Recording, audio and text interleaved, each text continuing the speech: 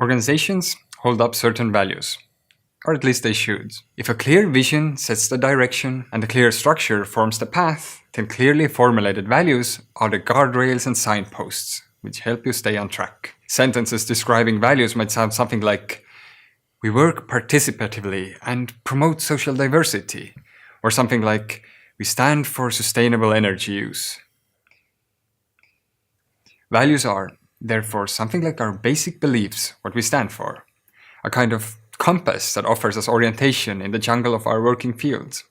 To put it bluntly, values will tell us what, and eventually who, is wrong or right.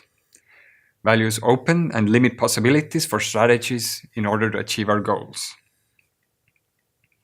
Our values, together with our mission, vision, and strategy, define our culture. But culture is much more than that. Most parts of culture are not visible. Rather, they are perceptible. Imagine, how does it feel to join a meeting for the very first time without knowing anyone else in the team? Will you be surrounded by curious and helpful people? Or are they absorbed in conversation and don't even notice that you're there? Or what happens after a real annoying mistake? Must there be someone to blame? Or how do you celebrate success? Or do you talk about private matters? Things like these are part of your culture. Organizations often wear the heritage and culture of those who shaped them in the beginning. Culture is also shaped by those who lead now. Each generation of active people will carry on many established parts of culture, sometimes modernizing or changing a few. In some ways, you can say a collective mind forms. Unwritten rules and patterns emerge. Some reproduce themselves and become stronger, others are attached to currently influential people or trends, and will disappear.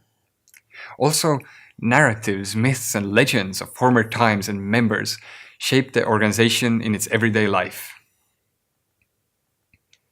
Culture is hardly ever openly questioned or even discussed. Many things are just the way they are because, well, they are what they are. People feel a certain discomfort, but don't know how to say it openly. Thus, the importance of culture is often underestimated and looked past by the management. But hidden parts of culture determine much more than we think they do. For example, they will unconsciously tell us who fits well in our organization and who does not.